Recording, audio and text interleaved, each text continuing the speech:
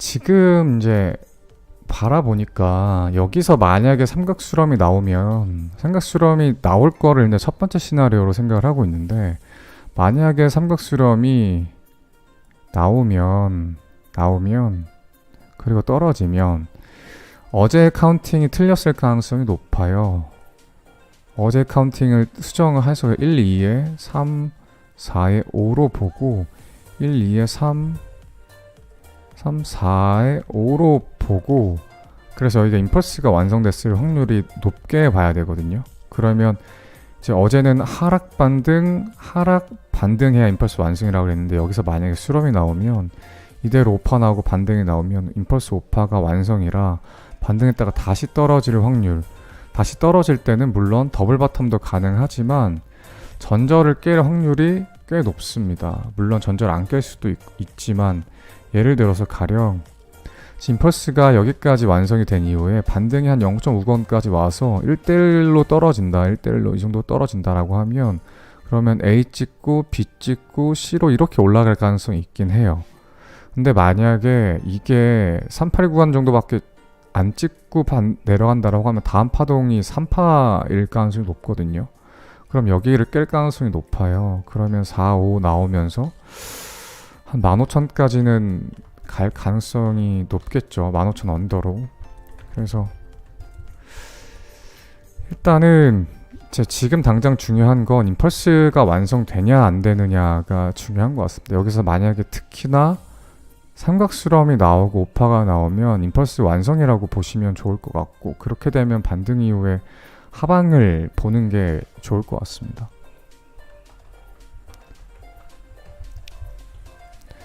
그렇게 되면 다시 지금 만약에 현금이 있으신 분, 그러니까 그동안 착실하게 선물 매매해서 USDT를 모아두신 분이라고 하면, 떨어졌었을 때 다시 현물 매수를 받아서 다시 수익을 낼 수 있는 기회가 있겠죠.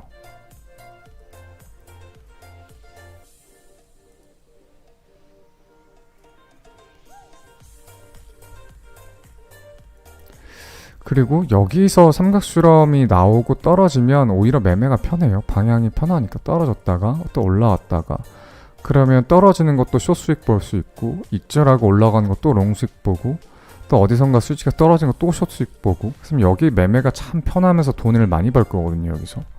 근데 만약에 어제도 말씀드렸지만 여기서 그냥 이렇게 올리면, 그래서 특히 올린 거에 382 이상 올리면, 여기 이상 올리면 그럼 임펄스 아니라는 소리거든요. 여기 382 구간 이렇게 찍었을 때 382가 얼마냐면 22,170 정도. 여기 위로 올리면 일단은 임펄스는 안 나온다는 거거든요. 그러면 이러면 또 어려워지죠. 이렇게 올라갔다가 떨어져서 이렇게 찍고 올라갈지, 아니면 여기서 이대로 올라갈지 몰라요. 이래서 어려워요. 그래서 차라리 임펄스 나오고 하방 가는 게 편해요. 차라리 매매하기엔 분석이 너무 깔끔해지니까. 물론 이제 희망사항대로 차트가 흘러가는 건 아니니까, 여기서 수렴이 나오고 떨어졌을 때 시나리오와 이대로 그냥 올라갔을 때 시나리오를 둘 다 짜놓고 대응을 하면 되겠죠.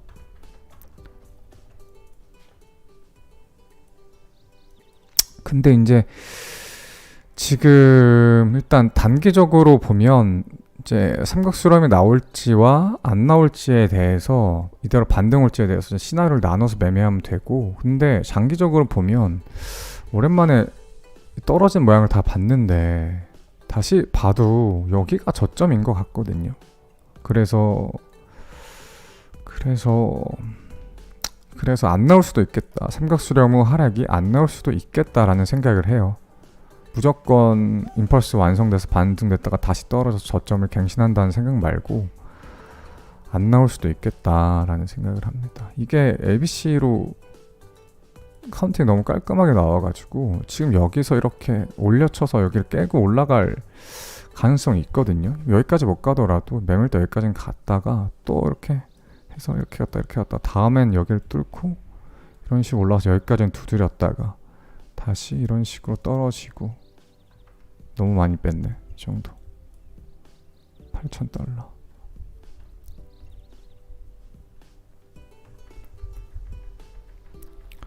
그래서 지금 이제 어느 때보다도 좀 중요한 시기인 것 같아요. 여기 이 별거 아닌데 이 별거 아닌 삼각수렴과 하방 오파동이 나오고 반등 나오면 다시 하방을 가겠다는 의사니까 이게 지금 하방을 장기적으로 갈지 아니면 다시 위로 반등이 나올지에 대해서 중요한 갈림길에 있는 것 같습니다. 그래서 사실은 다음에 인상 깊은 게 DXY인데 이게 달러 인덱스 차트거든요. 달러 커런시 인덱스 차트인데 달러가 얼마만큼 다른 통화에 비해서 강한지 여부를 알려주는 차트고 이게 오르면 오를수록 우리 입장에서 환율이 오르거든요. 그러니까 원화의 가치가 하락한다는 소리죠. 그래서 오늘 달러가 원달러 환율 1344원까지 갔습니다. 그래서 예전 방송에서 몇 달 전에 달러 그래도 한 1450원 정도까지 가지 않을까요? 라고 말씀드렸는데 진짜 1450원 갈 수도 있겠다라는 생각이 들어요. 그 달러 1450원 가면 우리나라 좀 고통 많이 받을 것 같은데 지금 1339원이네요.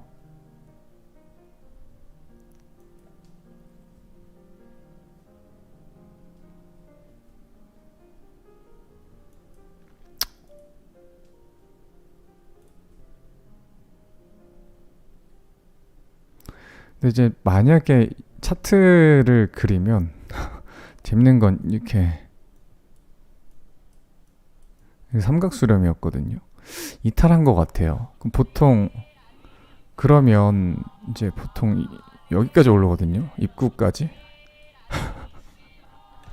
환율이 차트상으로는 1,800원, 1,900원 간다는 소린데 이건 말이 안 되는 것 같고 한 1,450원 정도에서 그러니까 고점이 낮아지는 수준에서 끝나지 않을까 1,400원대에서 예상해 봅니다.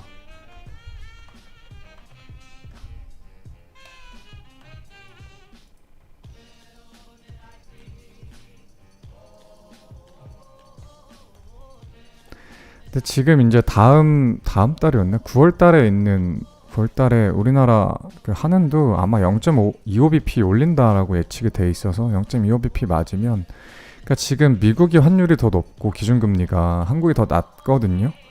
당연히 그러니까 우리가 이율을 많이 주는 데다가 많이 주는, 예를 들어서 여기 A은행이고 B은행이면 B은행이 이자가 높으면 당연히 B은행에 돈을 넣고 싶은 게 심리잖아요. 투자자도 똑같이 한국이 낮고 미국이 높으면 미국에다가 돈을 넣고 싶은 게 당연한 거니까 한국 시장에서 떠나죠. 그래서 미국 시장으로 가죠. 그럼 그럴수록 원화의 가치가 하락하면서 원달러 환율이 계속 오르는 거거든요. 그래서 우리나라도 기준금리를 조금 빨리빨리 올릴 필요가 있는데 왜 이렇게 기준금리 조금씩 오르나? 물론 이제 기준금리 올린다고 했었을 때 안 좋은 것도 있죠.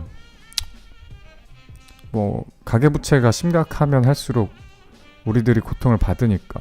근데 하긴 뭐 모르겠다. 알아서들 하시겠지. 제가 고민할 건 아닌 것 같고. 호이짱 호이님 슈퍼챗으로 엉령하세요. 네 그렇습니다. 박찬호님 엉령단 출동 엉령하세요. 아이고 네 그렇습니다.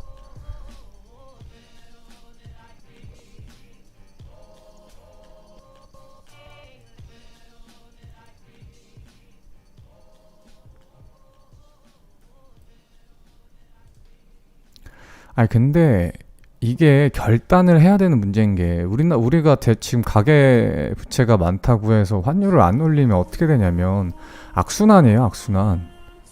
계속 기준금리 차이가 벌어지면 한국에서 자꾸 자본이 다 철수하면서 미국으로 다 흘러들어가서 한국의 시장이 다 죽죠. 그다음에 우리나라는 전부 다 원자재를 외국에서 수입해야 되는데 환율이 올라가가지고 엄청 비싸게 받아와야 된단 말이에요. 물건을. 그러면 원가가 상승하니까 그 소비자 물가지수 오르겠죠. 그럼 우리 월급은 그대로인데 물가는 오르면서 고통받는 건 똑같아요. 그래서 악순환이라서 결단을 해야 돼요. 결단을.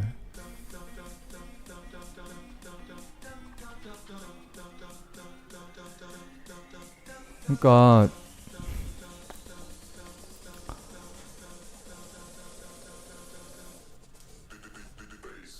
이게 제일 안 좋은 게 뭐냐면 계속 끌려가는 거거든요. 미국이 올리니까 그때 눈치 봐서 돈은 환율 올라가니까 또 올리고, 미국이 올라가면서 금리는 올리면서 또 환율 올라가니까 또 올리고, 그래서 환율은 환율대로 오르고 기준금리는 기준금리도 오르고, 이게 최악이거든요. 고통은 고통대로 다 받아. 환율대로 다 올랐고 기준금리 기준대로 다 올랐어. 그러면 진짜 둘 다 고통받아요. 근데 차라리 이럴 거면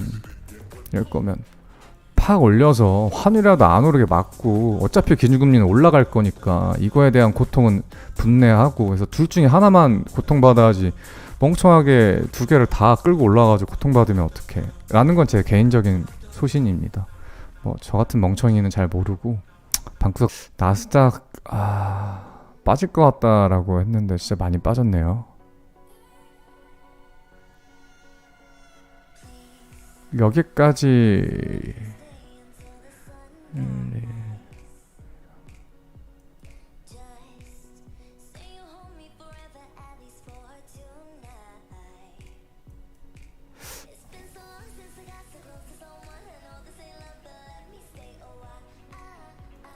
여기서 다시 찍고 올라가면 분위기 좋은데, 딱 지지점에다가 임펄스 모양 뜰 수 있는 기회여가지고.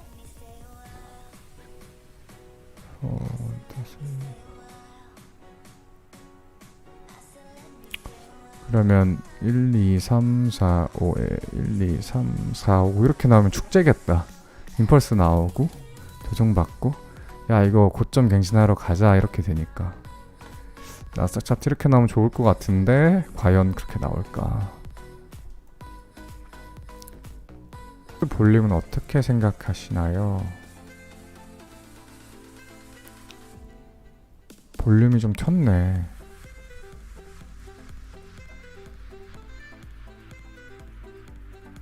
여기에서 볼륨이 좀 켰네. 아까 떨어질 때 그냥 떨어졌어야 되는데 반등 와가지고.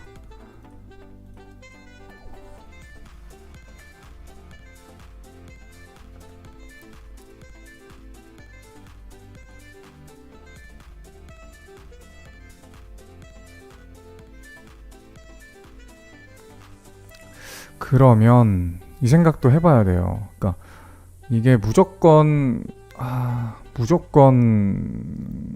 하방을 보려는 건 아닌데, 아직 지금 이렇게 피벗 찍었었을 때 382 구간이 안 왔거든요.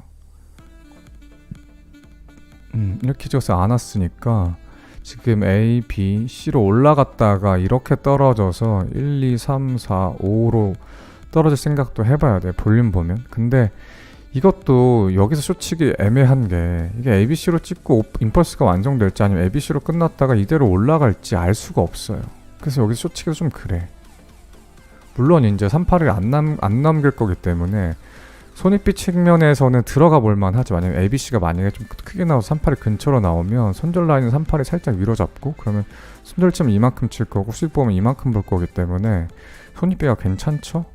그래서 할만은 한데, 그래도 이게 이제 그러니까 손익비적으로는 괜찮은데 확률적으로는 올라갈지 찍고 떨어질지를 몰라가지고 애매하다, 그죠? 애매해 보입니다. 이때 올라올 때 파동을 봐야 판단이 될 것 같고, 지금은 판단이 힘들 것 같네요. 지금 만약에 바로 떨어지면 AB 1, 2, 3, 4, 5 엔딩 생각도 한번 해봐야 돼요. 근데 엔딩 나올까 이게? AB 1, 2, 3, 4, 5 뭐 이런 식이 나올지 모르겠는데, 지금 떨어지면 임펄스 하락은 아니거든요. 그러니까 만약에 여기가 갱신돼서 떨어지면 엔딩 생각도 하셔야 돼요. 무조건 여기서 롱받기가 조금, 롱받고 홀딩하기가, 여기 상단까지 홀딩해야 되는데 엔딩이면 상단 안 가고 이런 식으로 떨어지겠죠. 그래서 여기까지 홀딩하기가 좀 뭐합니다. 고민 잘 해보셔야 돼요. 여기서 그냥 떨어지면. 차라리 올렸다가 떨어지면 오파인 게 거의 확실하고, 또는 수렴 나오면 더 확실한데, 이대로 떨어지면 롱 받기가 찝찝해서 저는 롱 안 받을 것 같아요. 저라면. 여기까지가 임펄스로 안 보인다고? 뭐 헷갈릴만 하긴 한데,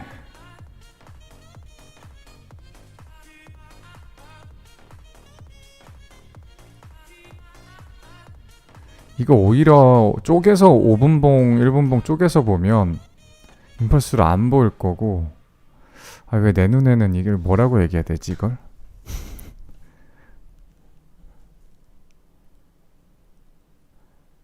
그니까, 내 눈엔 이게 추세가 3개로 보이거든요. 그 다음에 5파랑 3파랑 짧게 이루어지면서 반등 나온 거 보면 전 임펄스로 보는데, 뭐냐면 지금 여기 급락했던 거 하나, 추세 하나, 이렇게 떨어졌던 거 하나, 그다음에 마지막 이렇게 나왔던 거 하나. 그래서 1, 3, 5로 보이거든요, 제 눈엔. 그 특징이 항상 3파 뒤에 4파, 5파 이렇게 나와서 이렇게 올라가잖아. 그래서 이렇게 봤을 땐 좀 전형적인 임펄스로 보이거든요, 제 눈엔.